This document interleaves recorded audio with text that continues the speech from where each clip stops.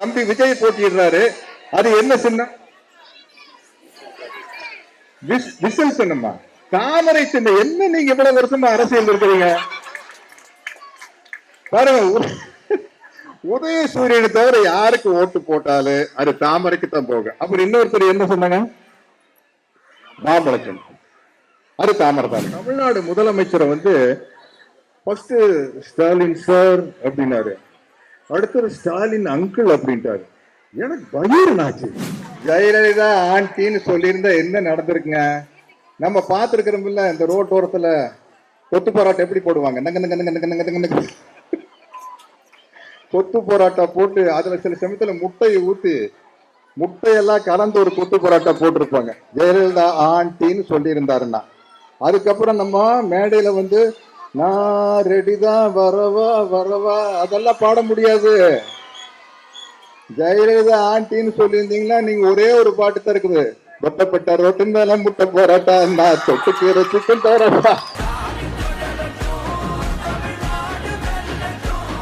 உங்கள் சத்யாவின் full moon sale up to 70% தள்ளுபடி. ஏசி விலை 2ஆம் தேதி முதல் 15% வரை உயர்கின்றது. இப்போது ஏசி வாங்கி பணத்தை சேமியுங்கள். டயா பூஸ்டர் சுகரை கண்ட்ரோல் பண்ணும், உங்க ஆரோக்கியத்தை மீட்டு தரும். சர்க்கரையை கட்டுப்படுத்துறதுக்கான எளிமையான வழிமுறை, இயற்கையான வழிமுறை. அனைத்து மருந்து கடைகளிலும் கிடைக்கும். இங்க வந்த உடனே எனக்கு ஒரு சின்ன யோசனை இருந்தது.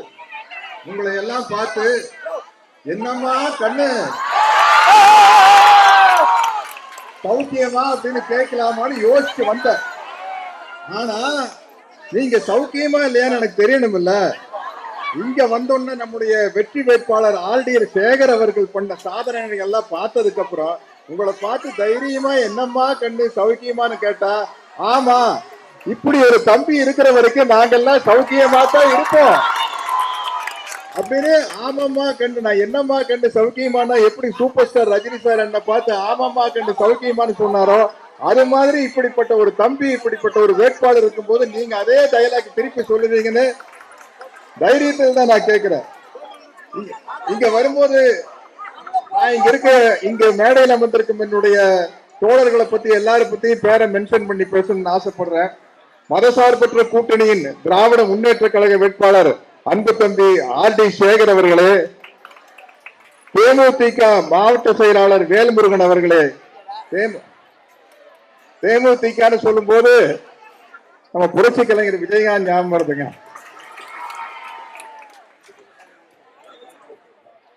எஸ்டிபிஐயின் மாவட்ட செயலாளர் ரியாஸ் அவர்களே, திமுக பகுதி செயலாளர் கி ஜெயராமன் அவர்களே, முருகன் அவர்களே, சிபிஐ பகுதி செயலாளர் சந்திரகுமார் அவர்களே, சிபிஎம் சேர்ந்த விஜயகுமார் அவர்களே, தேமுதிகவை சேர்ந்த நாராயணன் அவர்களே, சவுந்தர் அவர்களே, மக்கள் நீதி மையம் பகுதி செயலாளர் உதயகுமார் அவர்களே,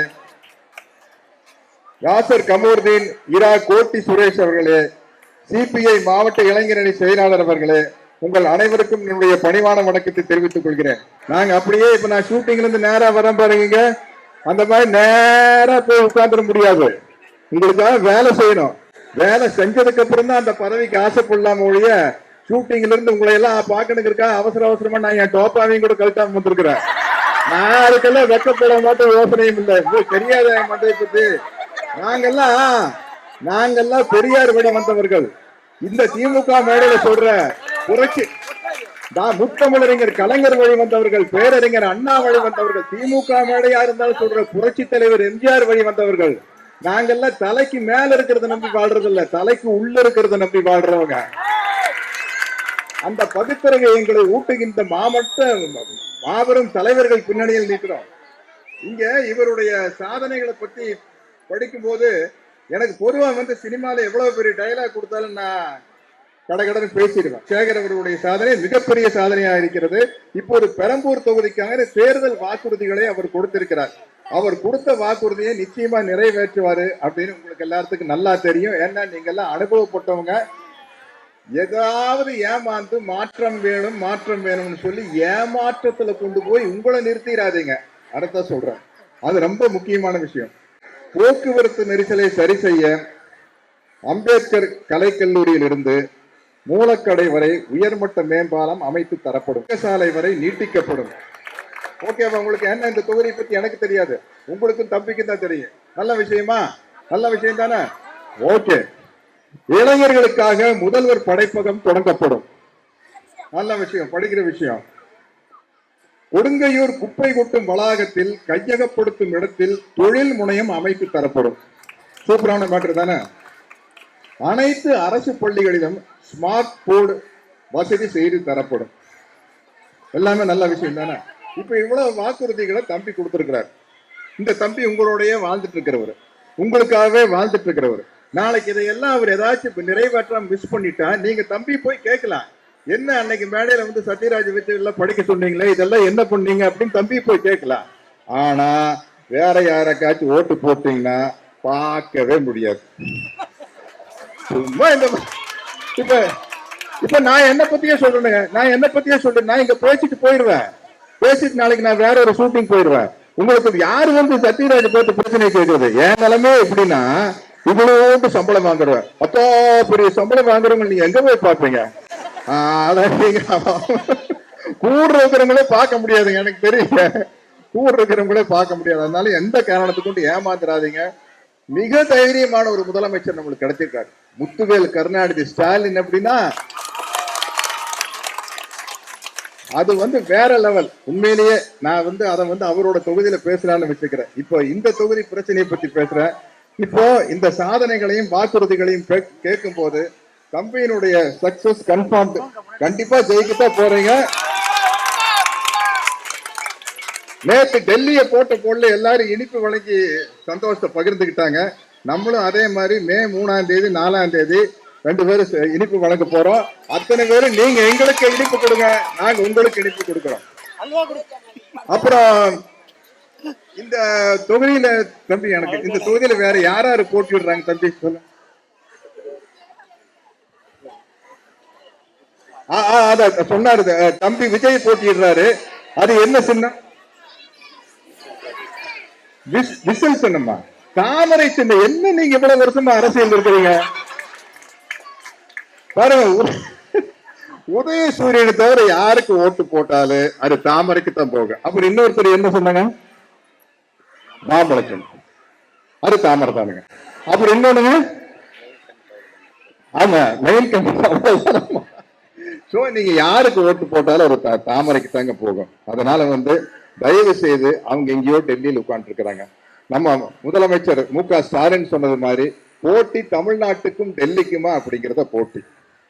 அதுல வந்து டெல்லியை வந்து நம்ம உள்ள விடவே கூடாது. நம்மளுக்கு அரணாக இருப்பது வந்து திராவிட மாடல் அரசு தான் அப்படிங்கிறது இந்த 5 ஆண்டு காலத்துல நீங்க எல்லாம் உணர்ந்திருப்பீங்க. அப்புறம் எனக்கு இங்க வந்து ஒரு என்னுடைய நெருங்கிய நண்பர், என் மேல அவருக்கு பிரியம் உண்டு, அவர் மேல எனக்கு பிரியம் உண்டு. அவருடைய படங்களை வந்து நான் ரொம்ப விரும்பி பார்க்கிறேன். என்னுடைய அன்பு தம்பி விஜய் அவர்கள் இன்னைக்கு இப்ப கில்லி மறுபடியும் வந்தப்போ கூட நான் என் பேர பசங்களோடு உட்கார்ந்து அந்த படத்தை மறுபடியும் பார்த்து ரசிச்சேன். அப்பேற்பட்ட தம்பி, அதுல எந்த விதமான சந்தேகம் கிடையாது. ஆனா ஒருத்தரை எதுக்காக பிடிக்குது அப்படின்னு நாம தெரிஞ்சு வச்சுக்கணுங்க. இப்ப மகாத்மா காந்தி எல்லாருக்கும் பிடிக்கும். ஏன் பிடிக்கும்? நம்ம இந்தியாவுக்கு சுதந்திரம் வாங்கி கொடுத்தாரு. தந்தை பெரியார ரொம்ப பிடிக்கும். ஏன் பிடிக்கும்? பகுத்தறிவு சிந்தனை ஊட்டி வளர்த்தினாரு, பெண்கள் விடுதலைக்காக பாடுபட்டாரு, ஜாதி ஏற்றத்தாழ்வு ஒழித்து எல்லாருக்கும் கல்வி கிடைக்கணும், எல்லாத்துக்கும் வேலை வாய்ப்பு கிடைக்கணும்னு ஆசைப்பட்டாரு, அதற்காக போராடினாரு. அதற்காக தந்தை பெரியார பிடிக்கும். அந்த தந்தை பெரியாரின் வழிவந்த பேரறிஞர் அண்ணாவையும் அதே காரணத்துக்காகத்தான் பிடிக்கும். டாக்டர் கலைஞர் அவர்களும் நம்ம சமூகத்துக்காக போராடினாருங்கிறது காரணத்துக்காகத்தான் பிடிக்கும். இப்பொழுது முதலமைச்சராக இருக்கும் நம்முடைய மு.க. ஸ்டாலின் அவர்கள் நமக்காக போராடுறாருங்கிற ஒரு காரணத்துக்காகத்தான் அவங்களை பிடிக்கும். அதனால நமக்கு ஒரு விஷயத்துல யாரை எதுக்கு பிடிக்குமோ அவங்க அங்கேயே இருந்தா தான் நல்லது, நம்மளுக்கு நல்லது இல்லையா? அப்போ இப்போ அன்பு தம்பி விஜய் நம்மளுக்கு எல்லாம் ஏன் பிடிக்கும்? நல்லா யோசிங்க. ஏன் பிடிக்கும்? அழகா இருக்கிறாரு, சூப்பரா டான்ஸ் ஆடுறாரு, சூப்பரா ஃபைட் பண்றாரு, அவர் படங்கள்லாம் பார்த்தா ஜாலியா இருக்கும். அதனால நம்மளுக்கு அவரை பிடிக்குது. அப்ப நம்ம என்ன செய்யணும்? அவர் சினிமாலேயே நடிச்சிட்டு இருக்கிற மாதிரி பண்ணணும். அப்பதான் நம்மளுக்கு சந்தோஷம். அவர் சினிமாலேயே நடிச்சிட்டு இருந்தாக்கா இல்லைங்க. இல்ல எனக்கு விஜய் படம் பார்க்காம தூக்கம் வராதுங்க. அவர் பாட்டுக்கு அரசியல் பண்ணிட்டாரு, நான் என்ன பண்றது? எனக்கு அவர் சினிமாலேயே நடிச்சிட்டு இருக்கணும். சினிமாலேயே நடிச்சிட்டு இருக்கணும்னா என்ன பண்ணணும்? அவர் நம்ம மறுபடியும் சினிமாக்கே அனுப்பிச்சு விட்டுறணும். அனுப்பிச்சு விட்டா தான் நான் நடிச்சுட்டு இருப்பாரு. நம்மளுக்கு ஒரு என்டர்டெயின்மெண்ட் கிடைக்கும் இல்லைங்களா? நம்மளுக்கு ஒரு பொழுதுபோக்கு கிடைக்கும் இல்லைங்களா? அதனாலதான் சொல்றேன். எனக்கு எனக்கு அவர் அரசியலுக்கு வரேன்னு சொன்னப்போ நான் 3 படம் அவர் கூட நடிச்சுக்கிறேன். தலைவா, மெர்சல், நண்பன் இதெல்லாம் நடிச்சுக்கிறேன். அவர் சின்ன பையனா இருக்கையில இருந்து தெரியும். அவர் அரசியலுக்கு வரேன்னு சொன்னப்போ எனக்கு அதிசயமா இருந்தது. தம்பி ரொம்ப ரிசர்வ்டு டைப் ஆச்சு, யாரு கூட சரியா பேசாதவர். நாங்க ரொம்ப ஜோக் அடிச்சுட்டு பிரிச்சுட்டு பேசுவோம். அவருக்கு எப்படி அரசியல் செட் ஆகுமா அப்படின்னு நினைச்சேன். அப்புறம் அரசியல்ல தைரியமா கட்சி ஆரம்பிச்சிட்டார். கட்சி ஆரம்பிச்சப்போ அந்த முதல் மீட்டிங் கேட்டப்போ அவர் என்னுடைய கொள்கை தலைவர் தந்தை பெரியார் அண்ணல் அம்பேத்கர் அப்படின்னாரு. ஏய் சூப்பர்ப்பா, நம்ம பிரமாதமா சொல்றாரு. எப்பா இப்படிதான் ஒரு ஆள் வரணும். ஏன்னா திராவிட முன்னேற்ற கழகத்துக்கு ஒரு போட்டினா சித்தாந்த ரீதியா அது சமூக நீதிக்குள்ளேயே இருக்கிற ஒரு போட்டியா தான் இருக்கணும் அப்படின்னு ஆசைப்பட்டார். இல்லையா, பிரமாதமா கொள்கை தலைவர் அம்பேத்கர் பெரியாருன்னு சொல்லிட்டாரு. இளைஞர்கள்கிட்ட எல்லாம் இந்த மாபெரும் சித்தாந்தத்தை தம்பி கொண்டு போய் சேர்க்கிறாரு அப்படின்னு எனக்கு ரொம்ப சந்தோஷமா இருந்திருக்கேன். ரொம்ப சந்தோஷமா இருக்கு. இல்ல நம்ம நினைச்ச மாதிரி இல்ல, அவருக்கு அரசியலுக்கு வந்தது சரிதான் அப்படின்னு ரொம்ப சந்தோஷமா இருக்கு. பேச பேச பேச பேச என்னாச்சுன்னா கொஞ்சம் கூட மரியாதை இல்லாம நம்ம தமிழ்நாடு முதலமைச்சரை ஃபர்ஸ்ட் ஸ்டாலின் சார் அப்படின்னாரு, அடுத்தது ஸ்டாலின் அங்கிள் அப்படின்ட்டாரு. எனக்கு பயம் ஆச்சு. என்னடா எல்லாரையும் மரியாதையா பேச ஒருத்தர் நம்ம மரியாதையா பேச ஒருத்தர் ஸ்டாலின் அங்கிள் அப்படின்னு சொல்லிட்டாரு. நம்ம பார்த்த விஜய் இப்படி இல்லையே, நம்ம பார்த்த விஜய் வேற மாதிரி தானே. அவர் தயாரிப்பாளர்களுக்காக தன்னுடைய தயாரிப்பாளருக்கு நஷ்டம் வரக்கூடாதுன்னு பாடுபடுற ஒரு நல்ல நடிகராச்சு. அவர் கொஞ்சம் கூட மரியாதை இல்லாம ஒரு தமிழ்நாட்டு முதலமைச்சரை போய் ஸ்டாலின் அங்கிள் சொல்லிட்டாரு. ஏன்னா இதுக்கு முன்னாடி இந்த தலைவா பிரச்சனை வந்தப்போ கொடநாட்டுல போய் ஜெயலலிதா மேடத்தை பாக்குறதுக்காக அம்மா அம்மா ரொம்ப மன்னிச்சுக்குங்கம்மா, எப்படியாச்சும் எங்க தலைவா படத்தை ரிலீஸ் பண்ணி விடுங்கம்மா அப்படின்னு பேசினார் இல்லைங்களா. நான் அது மாதிரிதான் மரியாதையா பேசுவார் அப்படின்னா ஸ்டாலின் அங்கிள் அப்படின்ட்டாரு. யோசிச்சு பாருங்க, ஸ்டாலின் அங்கிள் சொன்னாரு, ஏமாந்து போய் ஜெயலலிதா மேடத்தை ஜெயலலிதா ஆண்டின்னு சொல்லியிருந்தா என்ன ஆயிருக்கு? ஜெயலலிதா ஆண்டின்னு சொல்லியிருந்தா என்ன நடந்திருக்குங்க? நம்ம பார்த்துருக்கிறோம்ல, இந்த ரோட்டோரத்துல கொத்து பரோட்டா எப்படி போடுவாங்க, கொத்து பரோட்டா போட்டு அதுல சில சமயத்துல முட்டையை ஊத்தி முட்டையெல்லாம் கலந்து ஒரு கொத்து பரோட்டா போட்டிருப்பாங்க. ஜெயலலிதா ஆண்டின்னு சொல்லி இருந்தாருன்னா அதுக்கப்புறம் நம்ம மேடையில நான் ரெடிதான் வரவா வரவா அதெல்லாம் பாட முடியாது. ஜெயலலிதா ஆண்டின்னு சொல்லியிருந்தீங்கன்னா நீங்க ஒரே ஒரு பாட்டு தான் இருக்குது, கொட்டப்பட்ட ரோட்டு மேல முட்டை போராட்டா நான் தொட்டுக்கிற சிக்கன் போராட்டா, அதைத்தான் பாடி இருக்க முடியும். ஒரு மனுஷன், ஒரு தமிழ்நாடு முதலமைச்சர் பெருந்தன்மையா இருக்கிறாருங்கிறதுக்காக நீ என்ன வேணாலும் பாடுறது, என்ன வேணாலும் பேசுறது. யாராச்சும் உங்களை பத்தி ஏதாச்சும் பேசினா, இப்ப நான் இந்த சோசியல் மீடியா எதுலையுமே இல்லை, நான் போறதுக்குள்ள என்னைய எல்லா கெட்ட வார்த்தையிலையும் திட்டுவாங்க. சென்னை கெட்ட வார்த்தை, பெரம்பூர் கெட்ட வார்த்தை, மதுரை கெட்ட வார்த்தை, கோயம்புத்தூர் கெட்ட வார்த்தை, நார்த் இந்தியா கெட்ட வார்த்தை, எல்லா இதுலையும். ஏன்னா அவங்க முதலாளியே நாங்க நார்த் இந்தியாவில் டெல்லியில் தான் இருக்கிறாங்க. அதனால அவங்க கிட்ட விசாரிச்சு நமக்கு அதை பத்தி எல்லாம் கவலையே இல்லை. நம்ம எல்லாம் நான் பெரியாரோட ஆளுங்க இதுக்கெல்லாம் நம்மளுக்கு கவலையே பட மாட்டோம். எனக்கு இப்ப நான் ஸ்ட்ரைட்டா 1 to 1 என் தம்பி கிட்ட பேசுறேன், நான் உங்ககிட்ட பேசுறேன், அவர்கிட்ட பேசுறேன். விஜய், நீங்க கரூருக்கு போனீங்க, மாபெரும் கூட்டம் வந்தது. உங்களுக்கு அப்படித்தான் வரும். நீங்க வேற லெவல் இருக்கிறீங்க, உண்மையை நான் ஒத்துக்கிறேன். அப்புறம் கூட்டம் வந்துருச்சான்னு கேட்டுக்கிட்டு வர்றது ஒரு பிரபலத்தினுடைய பழக்கம். நீங்க கரூருக்கு போனீங்க, நீங்க கரூருக்கு போல இப்படி ஒரு அசம்பாவிதம் நடக்கும்னு யாருமே எதிர்பார்த்திருக்க மாட்டாங்க, நீங்களும் எதிர்பார்த்திருக்க மாட்டீங்க. உண்மையிலேயே உங்களுக்கு அப்ப மேட்ரு தெரியாது. நீங்க திரும்பி திருச்சி ஏர்போர்ட்டுக்கு போகும்போது ஒரு பத்திரிகை ரிப்போர்ட் கேட்கிறாரு, சார் 30 பேர் செத்து போயிட்டாங்க சார், 30 பேர் செத்து போயிட்டாங்க சார்ன்னு சொல்லும் போது நீங்க என்ன பண்ணிருக்கணும்? நீங்க அப்படியே உங்க பிளைட்டை கேன்சல் பண்ணிட்டு திருச்சியில ஒரு ரூம் போட்டு தங்கி இருக்கணும். உடனே அங்க போக முடியாது, ஏன்னா மக்கள் எமோஷனலா இருப்பாங்க. 41 பேர் இறந்து போயிருக்கிறாங்க, ஒரு கோபத்திலையும் வேகத்திலையும் இருப்பாங்க. நீங்க திருச்சியிலேயே ரூம் போட்டு தங்கிக்கணும். தங்கி ஒரு 3 நாளோ 10 நாளோ 30 நாளோ அங்கேயே தங்கி இருந்து அதுக்கப்புறம் அந்த மக்களை போய் பார்த்துட்டு தான் நீங்க சென்னைக்கு வரணும். நம்ம சொல்றோமே எம்ஜிஆர்னு, புரட்சி தலைவர் எம்ஜிஆரா இருந்தா போவாராங்க? புரட்சி தலைவர் எம்ஜிஆர் போவாரா திருச்சி விட்டு? ஏங்க, அங்க இருந்துட்டு நீங்க 20 நாள் கழிச்சு இங்க வந்து சிஎம் சார் உங்களுக்கு என்ன பழி வாங்கினா வாங்குங்க, என் மக்களை எல்லாம் விட்டுருங்க அப்படின்னு போடுறீங்களே. சிஎம் எப்படி நீங்க பிளேட்டை மாத்தி விடுறீங்க. ஆனா எங்க தலைவர் ஸ்டாலின் என்ன பேசினாரு சட்டசபையில, எந்த கட்சிக்காரரும் தன்னுடைய தொண்டர்கள், நம் கட்சிக்காரர்கள், பொதுமக்கள் இறக்க வேண்டும் என்று நினைக்க மாட்டார்கள். இதில் எந்த விதமான தவறும் எந்த விதமான கட்சியின் மீதும் கிடையாது.